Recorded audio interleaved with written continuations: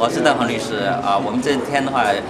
华人记者俱乐部的话，有幸的话请到洛杉矶县警察的检察长检察官办公室里边的话，他的程序他的角色非常重要毕竟呢，警察逮捕人的话是检察官办公室决定起诉以后来将犯法的人的话绳之以法所以他手下的有1000多个检察官他现在正在竞选加州检察长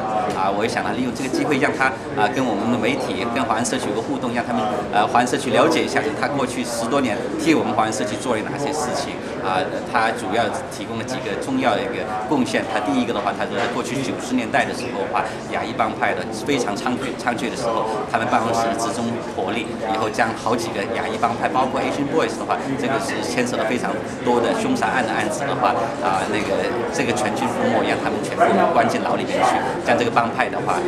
解散掉了以后，当然的话，他提醒父母的话，不要疏忽对小孩子的教育，毕竟的话，小孩子越是交朋友交错的话，将来有可能加进帮派，往往父母是最后一个才知道，所以要多点时间花在小孩子身上，这也是检察长语重心长的给华人社区的提醒的。当然，第二个成就的话，他也提到，他就是说，在过去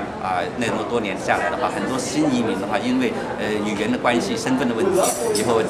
被骗了。以后，他们办公室的话有一个消费者权益保护组织，他们的话利用这个组织提很多移民的社区的消费者提供很多保护，在被律师骗被别人骗的情况下，他们都会继续替社区的服务。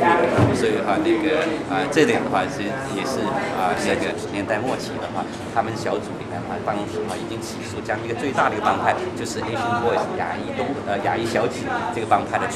让他们全军覆没让他们这个Asian Boys 组织牵扯了很多次杀人案件。以后这个组织的话，它铲除之后的话，现在目前的话，它也是很多这些帮派的都闻风丧胆，也不愿意让他们继续的参与这个帮派不过的时候，他还是提醒大家的话，就是说小孩子里面的话，交上坏朋友可能会混入帮派的情况之下的话这种的话会面临很严重的惩罚，要提醒家长的话不要疏忽小孩子教育。所以这个 message 非常重要。我觉得话就是说我们在华人社区里面的话，不要认为自己的小孩子成绩好就不会交上坏朋友，有的时候因为有交上坏朋友的情况之下，光他检察长